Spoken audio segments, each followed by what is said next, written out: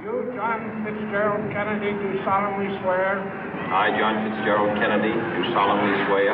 That you will faithfully execute the office of President of the United States. That I will faithfully execute the office of President of the United States. And will, to the best of your ability.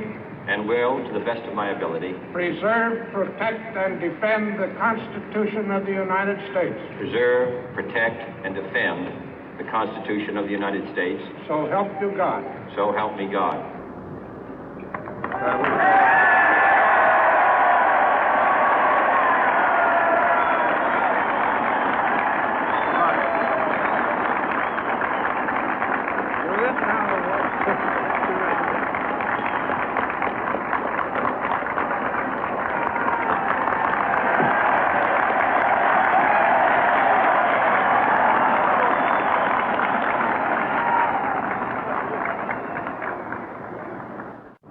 Vice President Johnson, Mr. Speaker, Mr. Chief Justice, President Eisenhower, Vice President Nixon, President Truman, Reverend clergy, fellow citizens.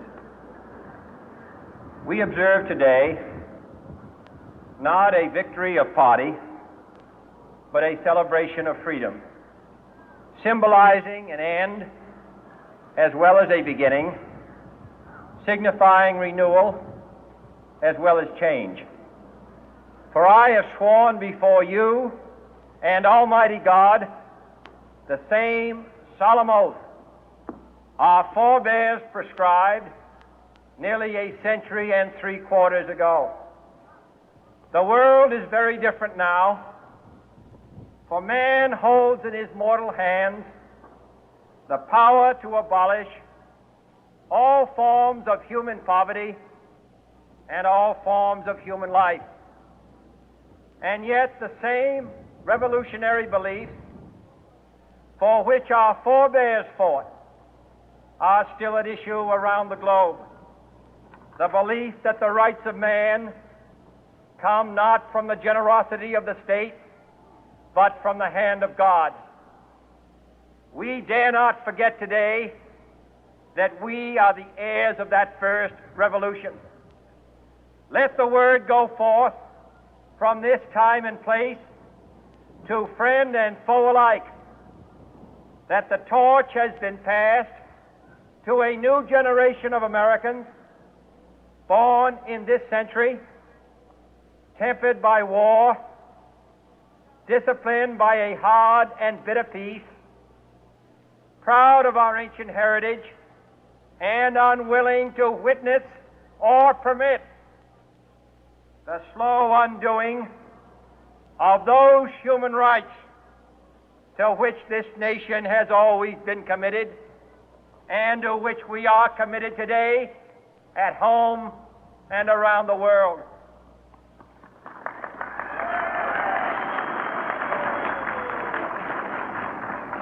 Let every nation know, whether it wishes us well or ill, that we shall pay any price, bear any burden, meet any hardship, support any friend, oppose any foe to assure the survival and the success of liberty.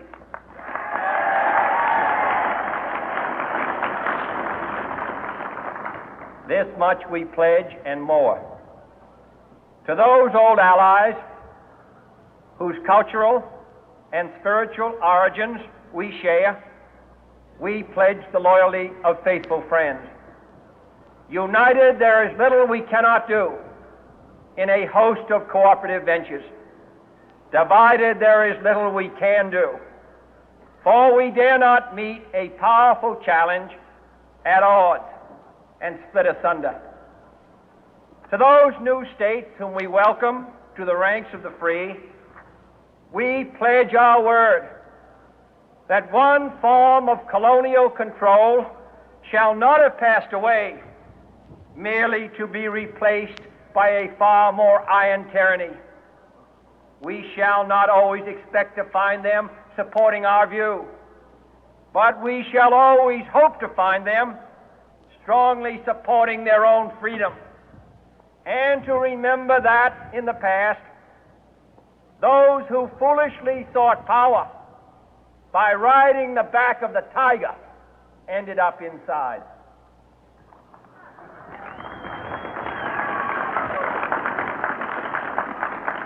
To those people in the huts and villages of half the globe struggling to break the bonds of mass misery, we pledge our best efforts to help them help themselves for whatever period is required, not because the communists may be doing it, not because we seek their votes, but because it is right. If a free society cannot help the many who are poor, it cannot save the few who are rich.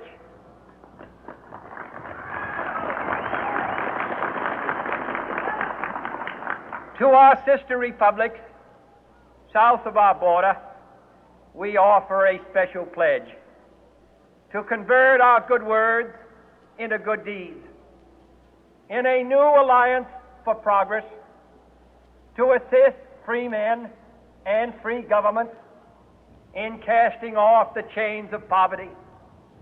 But this peaceful revolution of hope cannot become the prey of hostile powers. Let all our neighbors know that we shall join with them to oppose aggression or subversion anywhere in the Americas. And let every other power know that this hemisphere intends to remain the master of its own house.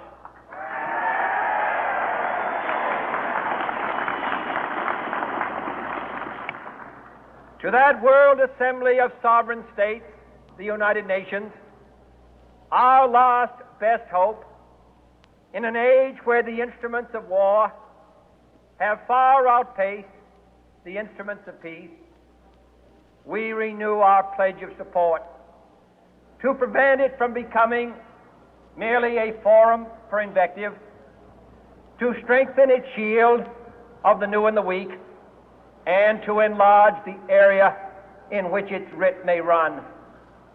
Finally, to those nations who would make themselves our adversary, we offer not a pledge, but a request that both sides begin anew the quest for peace.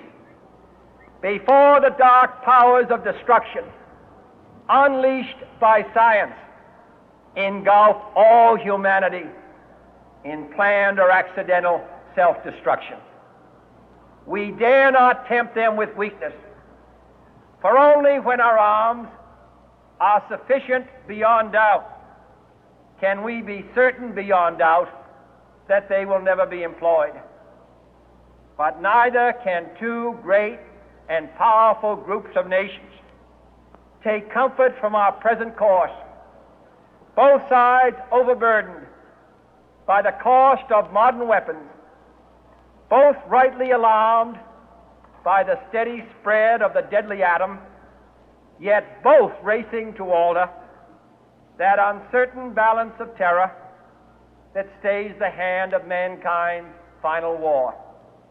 So let us begin anew, remembering on both sides that civility is not a sign of weakness, and sincerity is always subject to proof.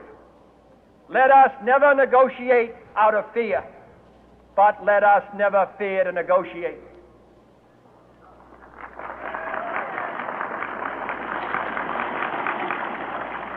Let both sides explore what problems unite us, instead of belaboring those problems which divide us.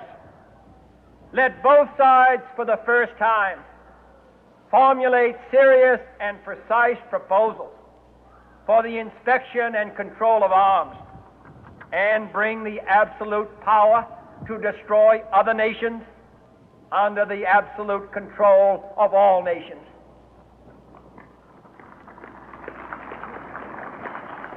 Let both sides seek to invoke the wonders of science instead of its terrors.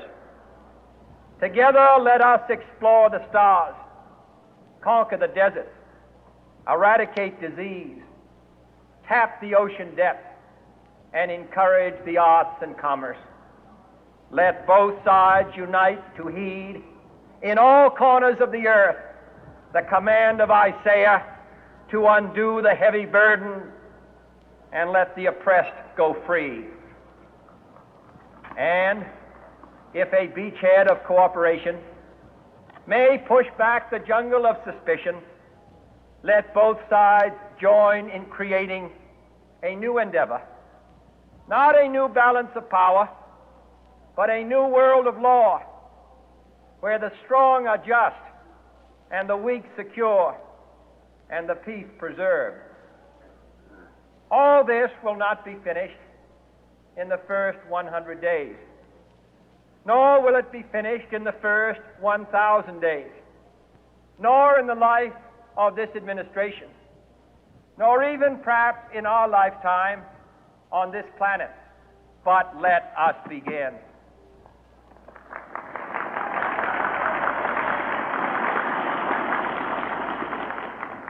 In your hands, my fellow citizens, more than mine, will rest the final success or failure of our course. Since this country was founded, each generation of Americans has been summoned to give testimony to its national loyalty. The graves of young Americans who answered the call to service surround the globe.